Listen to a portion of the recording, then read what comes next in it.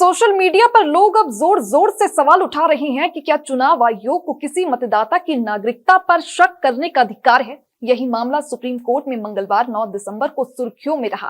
देश भर में वोटर लिस्ट के स्पेशल रिवीजन यानी कि एसआईआर को लेकर कई याचिकाएं चल रही हैं और सुप्रीम कोर्ट ने इस पर सुनवाई करते हुए कई अहम सवाल उठाए। सुनवाई के दौरान कोर्ट ने पूछा कि क्या चुनाव आयोग सिर्फ नागरिकता, उम्र और निवास की जांच करने के अलावा किसी व्यक्ति की नागरिकता तय कर सकता है या नहीं। चुनाव आयोग का कहना था कि उसका काम केवल ये देखना है कि व्यक्ति भारतीय नागरिक है, उसकी उम्र 18 साल या उससे ज्यादा है। इसके अलावा सुप्रीम कोर्ट ने और क्या कुछ कहा, ये जानते हैं इस रिपोर्ट में।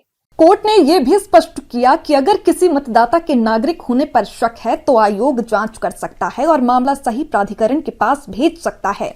यह प्रक्रिया वोटर लिस्ट में संदिग्ध व्यक्तियों को शामिल या बाहर करने के लिए बहुत जरूरी है।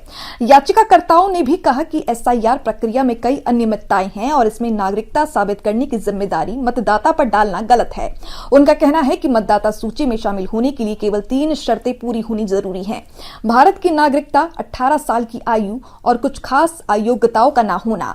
कोर्ट ने यह भी कहा कि केवल उम्र और निवास की जानकारी होने से किसी को नागरिक मान लेना सही नहीं है। यदि कोई व्यक्ति लंबे समय से देश में रह रहा है तो भी उसकी नागरिकता की पुष्टि होना जरूरी है।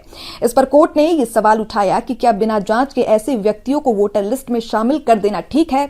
कोर्ट ने कहा है कि नागरिकता एक संवैधानिक जरूरत है और इसे नजरअंदाज नहीं किया जा सकता। सुप्रीम कोर्ट ने इस मामले में यह भी स्पष्ट किया कि चुनाव आयोग के पास यह अधिकार है कि वो संदिग्ध मतदाताओं के मामलों की जांच करे और उन्हें सही प्राधिकरण के पास भेजे।